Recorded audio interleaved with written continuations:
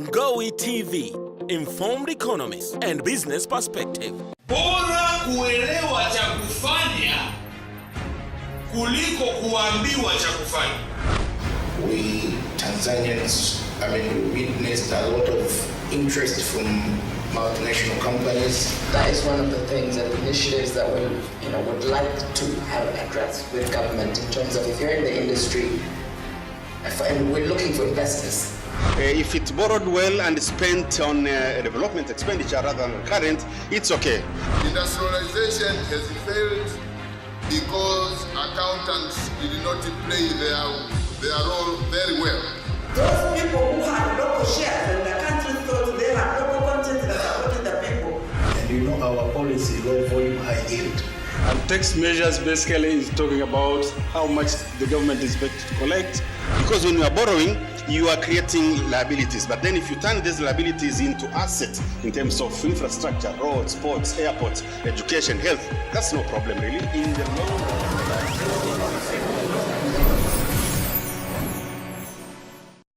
Thank you for those questions. I love questions that enables us to rise above the technical tax issues and discuss the principles and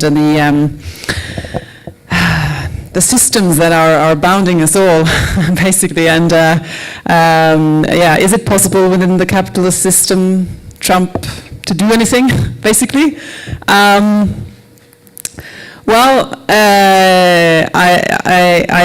always say that I'm optimistic, or else I wouldn't be working in this field. I kind of have to be, but there's no doubt that, in my opinion, you need a really deep-reaching global tax reform in order to address these issues. And in the short term, this is not possible. We have a tax system that was designed for a reality that doesn't exist anymore. So it just doesn't make sense to not drastically change it. But so I'm focusing more on how do we get there, and I think the key issue here is transparency, because it's quite. When considering the power and the amount of money going through the multinational companies, many multinational companies have more profits than whole countries, but they don't have to break down how much they earn in every country and how they are structured and real owners behind them. And this is quite amazing that in this day and time they don't have to do that.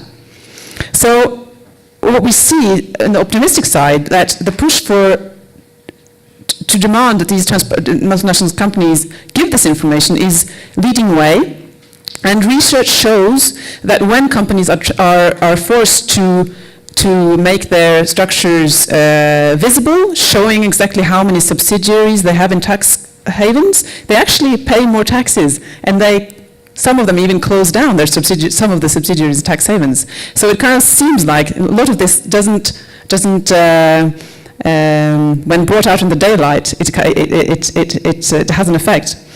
So this transparency, but when we see that there is a push, but as the comment in the back said, that, well, we can get all this information, but if we don't know what to do with it, we don't have the capacity to look at all this information, then what's the use? But then I will just say that it's so important that this information is out in the public. As a part of the BEPS process, they don't want this information to be public. They want it just to go to the tax authorities, and first to the tax authorities in the companies where the companies are situated. And it's difficult then for other companies to access this information in practice. But if we have this information in the public domain, you have civil society organizations, tax experts, journalists are able to pour into the information, make sense of it, and bring it out into the daylight. So I think one of the key fights forward is to ensure that this is information that the public should have. And we see that the EU has actually made this information public for banks following the financial crisis, and we have some other examples. But this will be one of the key battles forward. Yeah, and one of the, just one, so then I'll kind of answer the question, what's the way forward? And I also very much agree that it's that we don't have the main culprits in the room. This is something we struggle with in Norway too, how to get the big companies interested. But I think maybe the way forward there is to more engage with the small and middle income companies who are the ones losing out in this competition. And we see now a rising awareness amongst investors to take tax and tax responsibility and financial transparency forward. So going through them, I think finally the pressure will mount on the big multinationals as well. Thank you very much. Let me just, I'll deal with a few things. I think other colleagues will address other issues. What lessons can we learn from Norway? I think we went there to learn, and I can assure you that what we learned, where I'm working now at Macroeconomic and Financial Management Institute for Eastern and Southern Africa, we have started now capacity building in natural resource management. And this, of course, there are so many things you can do in natural resource management, but we thought that we could just pick out, first of all, 3 things. The first is how to negotiate concessions with these multinational corporations, because in most cases we lose it even before they start mining.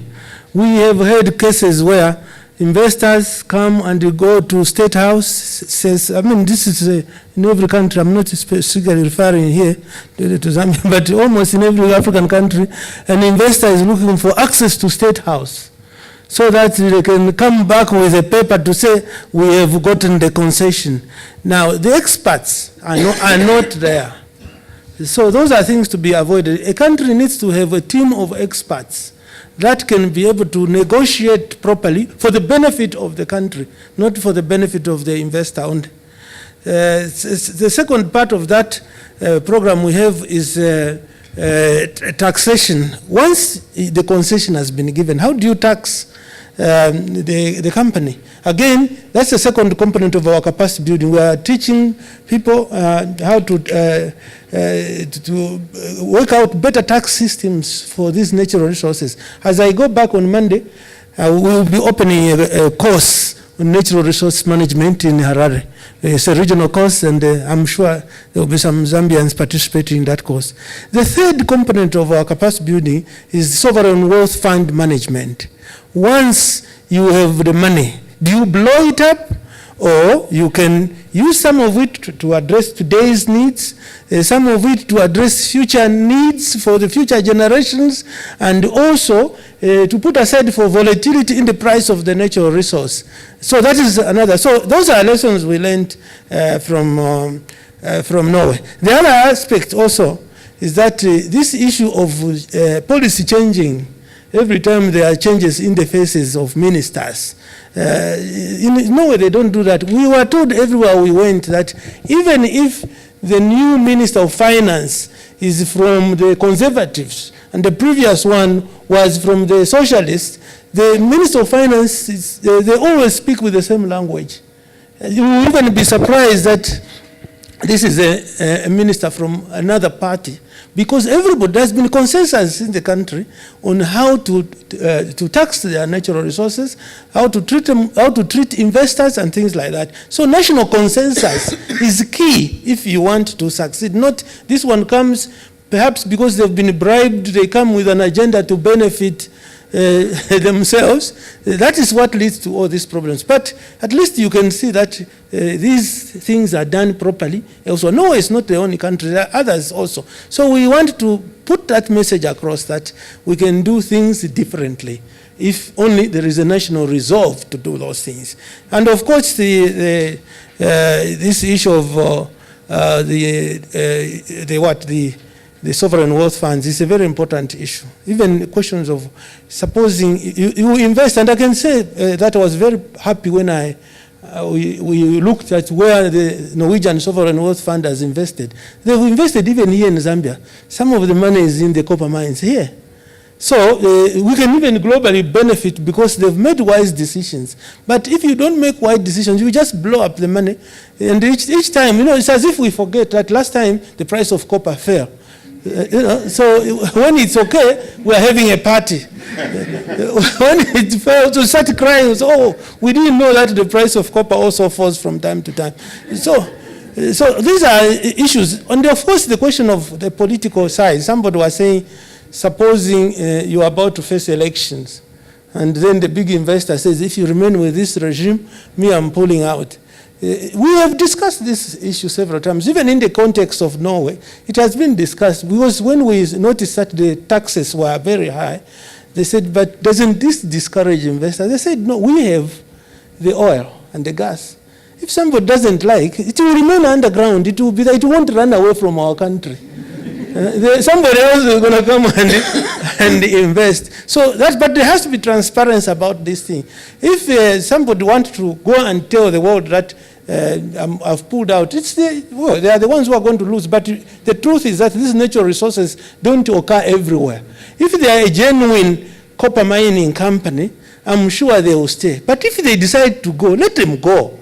Because you will remain with your copper anyway. So I'll rest my... Thank you. I'll speak very briefly on capacity building and then link it to way forward. And I think it's very important that the gentleman at the back talked about this, because really, I think part of what has been hurting Africa in these issues are issues of capacity on taxing, specifically taxing multinationals. In Tanzanian context, I think Norway has helped a lot in strengthening, the International Taxation Department of Tanzania Revenue Authority, and I think that is very important. But also when it comes to taxing these new resources, Tanzania, as is the case for Mozambique and other countries, have just discovered new resources in terms of oil and gas. But really, capacity to tax them is an issue. So building capacity, I would agree, it's an issue. Now, in the context of the TIP project, Tanzania Taxation Institution and Participation, yes, I said it began 2014, 2018, but indeed, at least in Tanzanian context, with or without, beyond 2018, there will be still a lot of issues related to taxation institution participation. For example, dissemination. Yeah, as we said, as Odd said, the book is here now. What we are trying to do in Tanzanian context is really to disseminate it very widely in very simple language, in Kiswahili, and to tax clubs at secondary schools at all levels. For example, on the 20th, that's next year, 1 week from now, I'll be at the Institute of Tax Administration with the students talking about this issue. 600 students talking about the tax issues again, partly deriving from the book. That is part of dissemination. I should have said I have a conflict of interest here. The gentleman over here, he's running my own TV called Ngoi TV. All those things we are going to send to the public totally for free, as part of a dissemination of on tax issues. I have still some students who are doing their master's thesis on taxation. I think I have 8 now, and I have 1 who is doing PhD, again, revolving around this issue. So you could see as part of way forward, with or without the project around, really there will be still a lot of issues, revolving around taxation, around these issues of lifting veil of secrecy, and we have just received quite a number of requests on copies, but as it has been said, it is electronically found, so it will be really dissemination. That's what I see to be one of the key ways forward from here on my part. Thank you. Just to follow up a little bit what Prosper now said. A few years back, 2012, I did a study on how to build tax-paying culture in Zambia, Tanzania, and Mozambique. And I interviewed some people in the ZRA, and they said it's very important now to educate the young generation about why paying taxes and how and so on, because the old generation is lost. So, and I think also that is a part of the issue in Tanzania with these tax clubs. When tax evasion culture is so rooted in people's mind, it's very difficult to change it. But there is hope. There is a young generation which now is more open-minded, I feel. The issue of international taxation is extremely important, not least for a country like Zambia, which has this massive natural resources, and there has been big challenges with the tax system and what the government and the citizens get in return. And I think there are many also in this room, and also civil society organizations, researchers and journalists who have contributed a lot to put this issue of international taxation, taxing multinational companies on the agenda, on the policy agenda.